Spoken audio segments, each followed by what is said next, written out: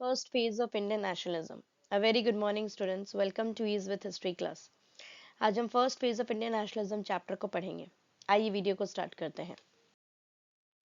सबसे पहला है फेज का मतलब। फेज का मतलब है एक हिस्सा, एक पार्ट। नेशनलिज्म यानी देशभक्ति, यानी हम कितने देशभक्त हैं, हमने क्या क्या किया, हमने ब्रिटिशर्स से आज़ादी पाने के लिए कौन कौन से स्टेप्स अपनाए, उसके बारे में हम बात करेंगे। तो यहाँ देखिए first phase of Indian nationalism का हमारा फेज का टाइम पीरियड क्या है। वैसे तो आप मोटा मोटी इसको यही समझिए कि 1885 के बाद यानी कांग्रेस के बाद से हम 1907 तक हम प्रिपेयर करते हैं, या आप 1912-15 तक एज्यूम कर रहे हैं हम। ठीक है, आपको फेज का ईयर नहीं आएगा, आपको ये पूछ सकता है कि लीडर्स के नाम, वो हम आगे देखेंगे। तो फर्स्ट फेज में क्या क्या हो सकता है, तो मैंने फोटोज जानबूझकर लगाए हैं ताकि आप उसको देखिए और इमेजेस कैप्चर हो जाते हैं माइंड में बहुत जल्दी। तो फटाफट से देख लेते हैं। एजुकेट पीपल, बहुत से लोगों को पॉलिटिक्स के बारे में तब पता नहीं था, बिल्कुल ना, तब पॉलिटिक्स के बारे में लोग नहीं जानते थे। तो लोगों को पॉलिटिक्स के बारे में बताना कि आप पॉलिटिकल फील्ड में अगर आप आएंगे तो आप इंडियंस के लिए कुछ कर सकते हैं। यानी अगर मैं एक इंडियन हूँ और मैं अगर वहाँ पॉलिटिक्स में जाती हूँ तो मैं ब्रिटिशर्स के अगेंस्ट में कुछ लड़ सकती हूँ, या अगर मैं पॉलिटिकल फील्ड में गई तो। ठीक है, तो एजुकेट करना पहला, ये एम है, सारा ऑब्जेक्टिव्स है कि क्या कर सकता था फर्स्ट फेज में आने के बाद, हम क्या क्या स्टेप ले सकते हैं।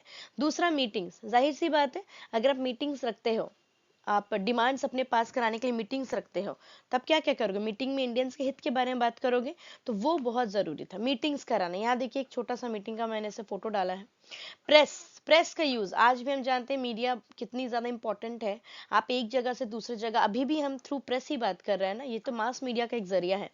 तो प्रेस तब भी बहुत ज़रूरी था, लेकिन तब उनके लिए ज़रूरी इसलिए था ताकि वो गवर्नमेंट, हम जब भी गवर्नमेंट के बारे में बात कर रहे हैं, खास करके नेशनलिज्म के टाइम पीरियड पे या ब्रिटिशर्स के टाइम पीरियड पे, हम उनको ही इंडिकेट कर रहे हैं। ठीक है, तो ब्रिटिशर्स के कुछ भी ऐसे पॉलिसीज जो हमें नहीं अच्छे लगे या हमारे हित में नहीं थे, उनको क्रिटिसाइज करने के लिए प्रेस का यूज बहुत अच्छे से होता था।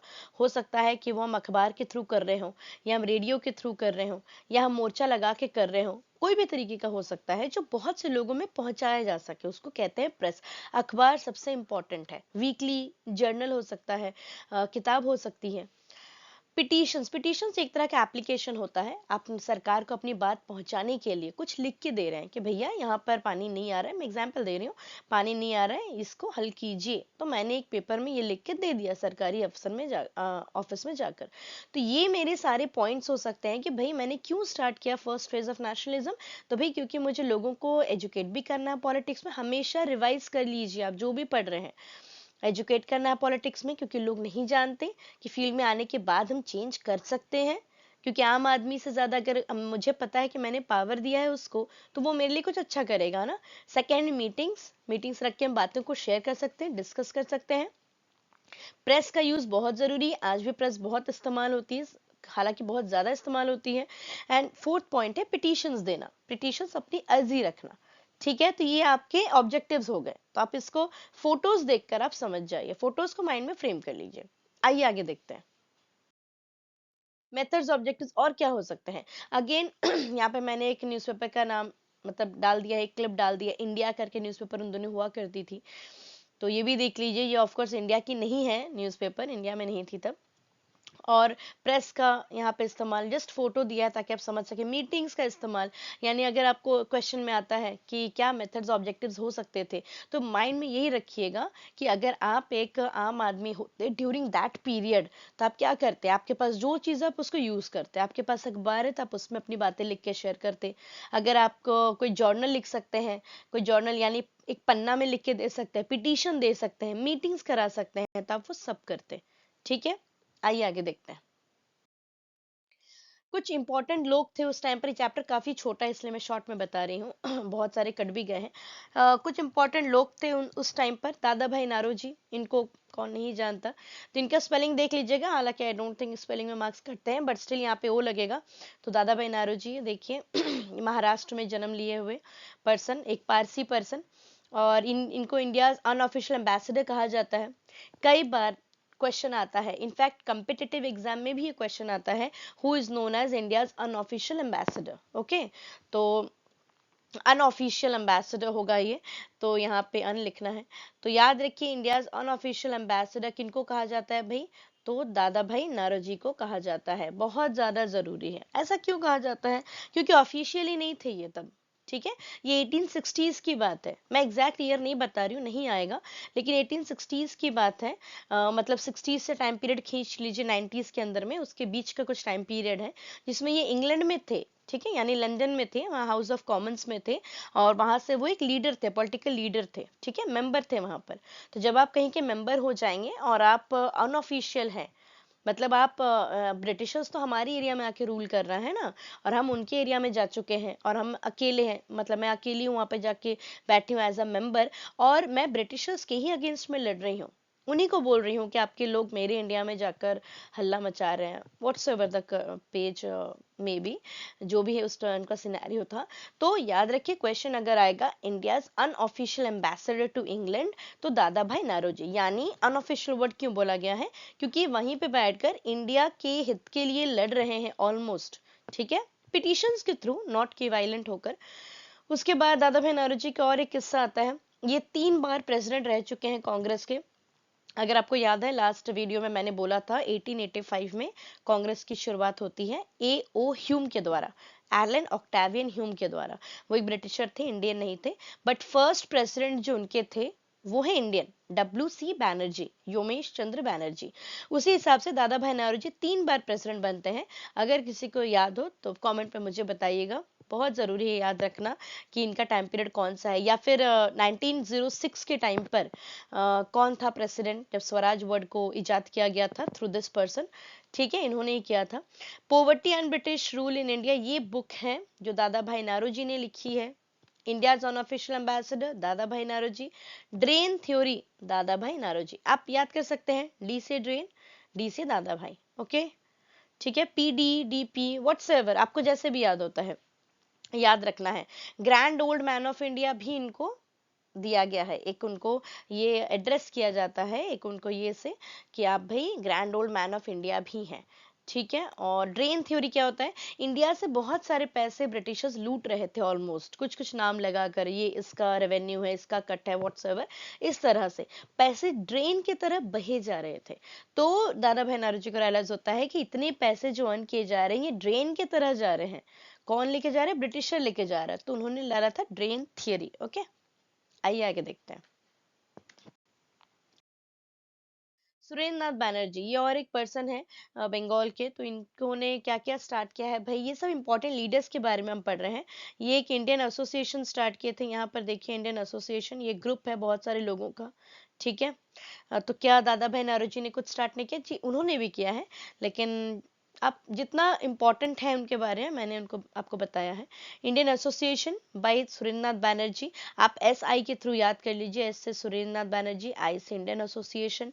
Creation of strong body of public opinion, क्या होता है इंडियन एसोसिएशन के अंदर में? वो चाहते थे कि एक ऐसे लोगों का समूह बने, ग्रुप बने, जिनका ओपिनियन एक हो, मतलब एक मत हो, और बहुत स्ट्रांग हो, जो इजीली ना टूटे, और वो ब्रिटिशर्स के अगेंस्ट हो, ठीक है। और ये फर्स्ट इंडियन थे to qualify civil service examination, ठीक है, अभी भी हम जानते हैं UPSC, ये फर्स्ट इंडियन थे। तो अगर आ गया क्वेश्चन में first Indian to qualify civil service, तो आप SN बैनर्जी, सुरेंद्र नाथ बैनर्जी का नाम लिख सकते हैं। फादर ऑफ इंडियन नेशनलिज्म का टाइटल उनको दिया गया है, जैसे कि grand old man of India दिया गया था दादा भाई नौरोजी को, तो फादर ऑफ इंडियन नेशनलिज्म। बहुत ज्यादा अगर आप कोई चीज को लेकर मेहनत कर रहे हैं तो कहीं ना कहीं टाइटल्स आपको मिलने ही हैं। यहाँ देखिए ईस्ट इंडिया एसोसिएशन और इंडियन एसोसिएशन, यही उसका एक फोटो है जो निकाला है मैंने, क्लिप निकाली। ये राष्ट्रगुरु उनको बोला जाता है इंडियन नेशनल एसोसिएशन के, ये सुरेंद्र नाथ बैनर्जी, ओके। इन्होंने एक न्यूज़पेपर या एक जर्नल निकाला था द बंगाली करके, ठीक है, न्यूज़पेपर ही कहेंगे हम, ओके। चलिए आगे देखते हैं।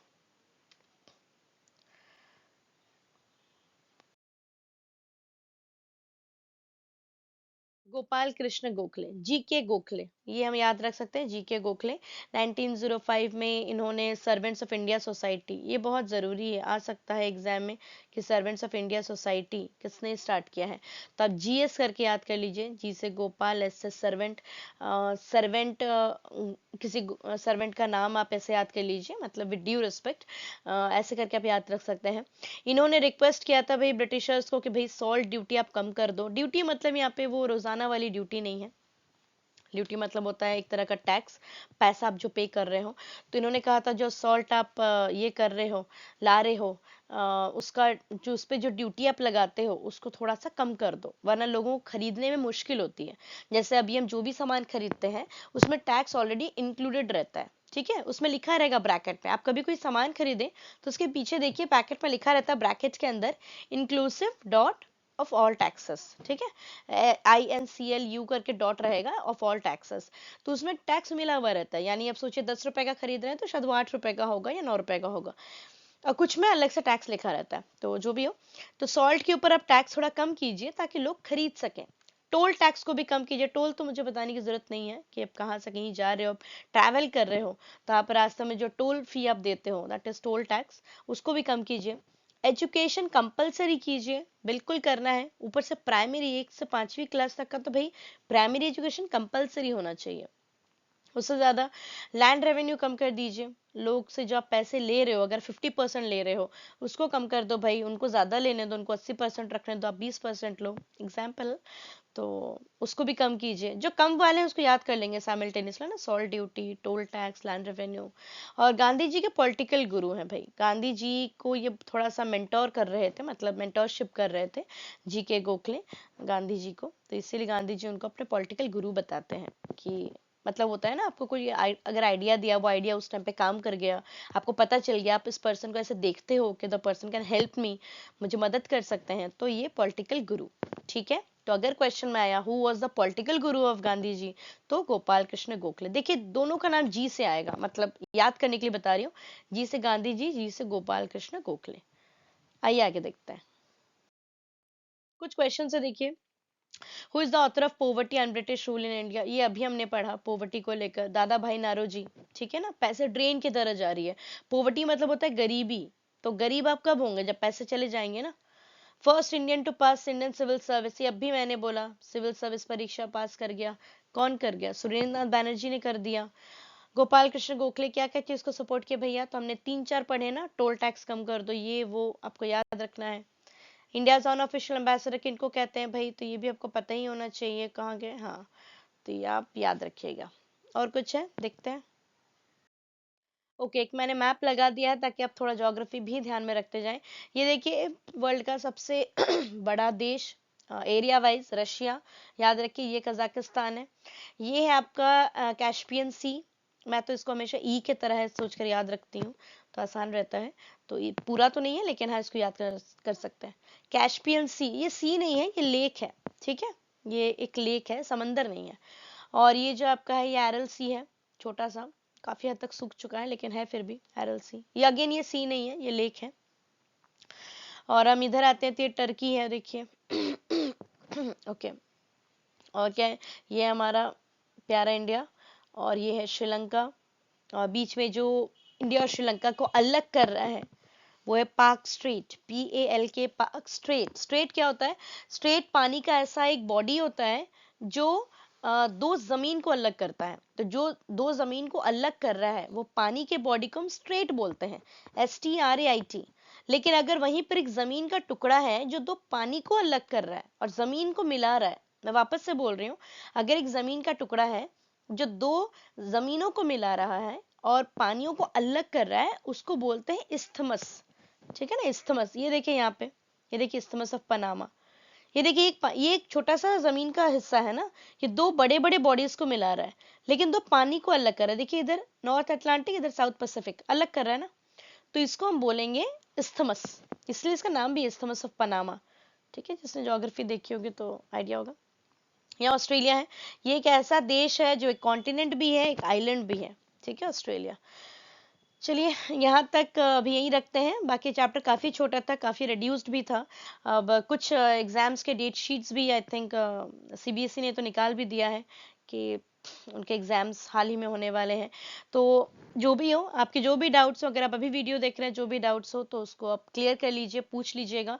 बाकी रेस्ट ऑफ द चैप्टर्स में ट्राई करूंगी जनवरी एंड तक करने का। अपना बहुत बहुत ध्यान रखिए, टेक केयर।